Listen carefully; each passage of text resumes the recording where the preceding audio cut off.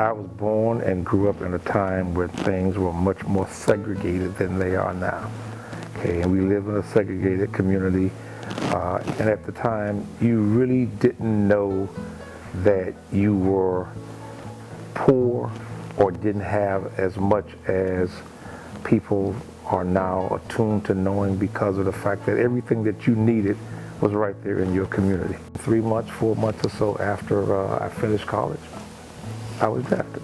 I spent a year over in the Republic of South Vietnam, fighting on the ground, fighting against the North Vietnamese Army, as well as the Viet Cong.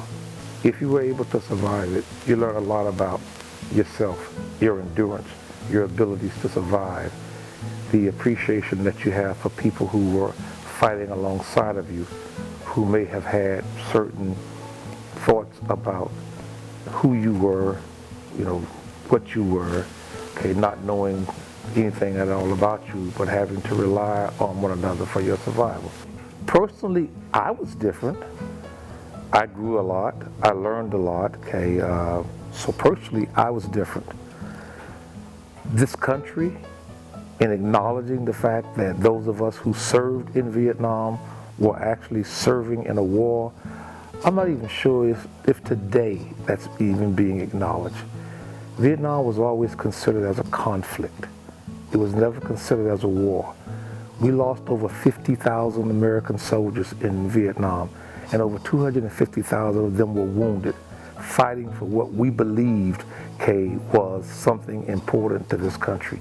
And for us to come back and not feel that we were welcome as a fighting group who was fighting for something important to America, and to be embraced for having been involved into a conflict was painful, very painful. March of 1971, I was officially relieved of active duty, but I remained in inactive status for another 2 years.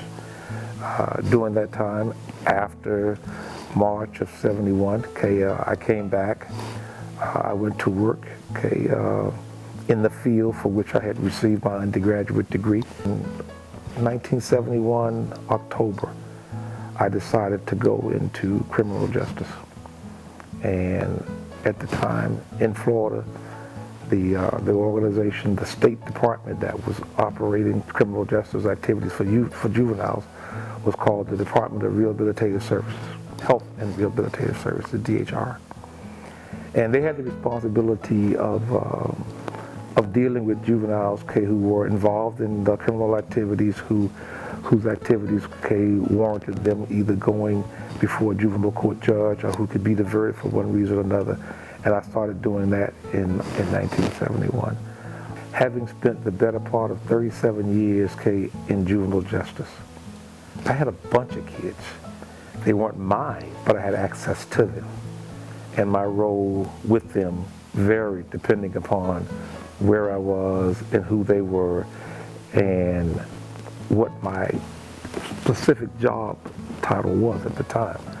But somewhere along the way, all of those children that came through the juvenile justice system, both in Florida and in South Carolina, ended up being my children.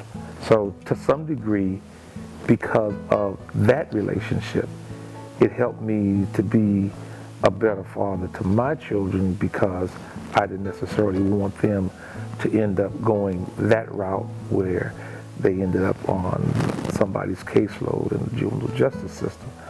So I was very hard on my children, so much so that I hope that they can appreciate it now, that I probably was a difficult father to them, and that's only because of the fact that I knew what awaited them if I did not take a firm stand.